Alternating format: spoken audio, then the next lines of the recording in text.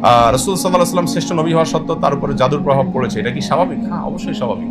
আর দুনিয়া বিল ওয়াসাইল লা বিল ফাজাইল, আরবিতে একটা প্রবাদ আছে, দুনিয়া তার সিস্টেমে চলবে। আপনি ওষুধ খাবেন, ভালো হবেন, ওষুধ খাবেন না, ভালো হবেন না। আপনি অসাবধানতা থাকবেন, আপনি অসুস্থ হবেন, সাবধান হবেন, অসুস্থ হবেন না। কোরআনে ইব্রাহিম আলাইহিস সালাম এক কঠিন আদব শিখিয়েছেন আমাদেরকে। আপনারা সবাই আয়াতগুলো অলরেডি তারাবিতে পড়া হয়ে গেছে, আপনারা জানেন। ওয়াল্লাযী হুয়া ইউহয়ী ওয়া ইউমীত, কি জানেন আয়াতটা? ওয়া ইযা মারিজতু ফাহুয়া ইয়াশফিন ওয়াল্লাযী ইউমীতুনি সুম্মা ইউহয়ীন। তিনি সে আল্লাহ পরিচয় দিতে গিয়ে তিনি তার কওমকে বলেছিলেন যে তিনি আমাকে জীবন দেন, তিনি আমাকে মৃত্যু দেন। এগুলো সবগুলো আরবি গ্রামার যারা বোঝেন, আরবি গ্রামার অনুযায়ী মুতাআদ্দি ফেল, অর্থাৎ এমন ক্রিয়া যে ক্রিয়াতে কর্তা এবং কর্ম আলাদা থাকে। তিনজন ব্যক্তির প্রয়োজন হয়, তিনটা লাগে, কর্তা লাগে, কর্ম লাগে, যার উপর কর্মটা পতিত হবে, তিনটা লাগে। এর পরের বাক্যটা বলছেন ওয়াল্লাযী ওয়া ইযা মারিজতু ফাহুয়া ইয়াশফিন, আমি যখন অসুস্থ হই তিনি আমাকে সুস্থ করেন। অদ্ভুত এক জিনিস আসলে। ইব্রাহিম ইসলাম বলছেন যে আমি যখন অসুস্থ হই আল্লাহ তখন আমাকে সুস্থ করেন।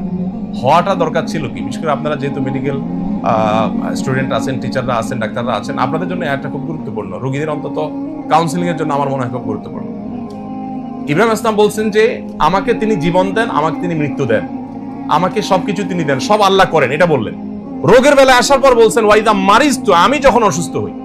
কেন এটা বললেন?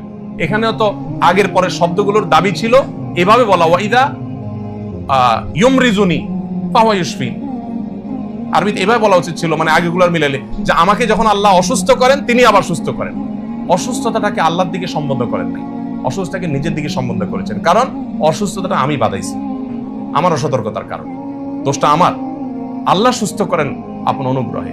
এখানে আল্লাহর সাথে যেমন শিষ্টাচারের ব্যাপার আছে, তেমনি ভাবে নিজের সাবধানতার ব্যাপার আছে। এই জন্য রাসূল আকরাম সাল্লাল্লাহু আলাইহি সাল্লাম বা আমাদের কাউকে যদি জাদু আপনার কোনোভাবে এফেক্ট করে, তো প্রথম কথা হলো যে দুনিয়াতে কোনো কারণে এই এফেক্ট হওয়াটা এটা নবুওয়াতের শানের কোনো খেলাফ না। তবে হ্যাঁ, এটাও ঠিক যে রাসূল আকরাম সাল্লাল্লাহু আলাইহি সাল্লামের এই জাদুগ্রস্ত হওয়ার ঘটনা দ্বারা কিন্তু আমরা সূরা ফালাক নাস পেয়েছি, জাদু থেকে মুক্তির উপায় পেয়েছি। এটা যদি না হতো হয়তো আমরা উপায় জানতাম না। আল্লাহ তাআলা এটা তার নবীর মাধ্যমে ঘটিয়েছেন আমাদেরকে সমাধান দেওয়ার জন্য।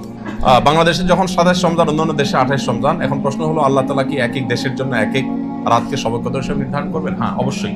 এক এক দেশে যদি এক এক দিন রমজান শুরু হতে পারে, তাহলে এক এক দেশে এক এক দিন শবে কদর, ওয়াই নট? সমস্যাটা কোথায়? এখন একটা মুশকিল হলো আমরা আল্লাহকে আমাদের মতো ভাবি। আমরা চিন্তা করি শবে কদর আল্লাহ দুনিয়ার আসমানে নেমে আসেন। এখন বাংলাদেশের শবে কদর আজকে রাত্রে, সৌদি আরবে কালকে, তাহলে আল্লাহ আজকে নেমে আসলে কালকে আবার ওখানে নামবেন? মানে ব্যাপারটা আমরা আমাদের মতো করে ভাবি যে আমি এখন এখানে থাকলে, এখন ইবনে সিনা আছি, তাহলে আমি এই মুহূর্তে তো আরেক জায়গায় নাই। কিন্তু আল্লাহ রাব্বুল আলামিন, তার শানটা হলো যে কোনো সৃষ্টির সাথে তার তুলনা চলে না।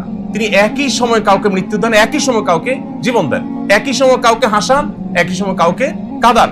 তার সাথে তার জন্য একই সময় অগণিত কাজ করাটা এটা সাংঘর্ষিক না? আমাদের জন্য সাংঘর্ষিক। আমরা পারি না একসাথে একাধিক কাজ করতে, বা একসাথে বিপরীতমুখী কাজ আমরা করতে পারি না। আল্লাহ দ্বারা সবকিছু সম্ভব।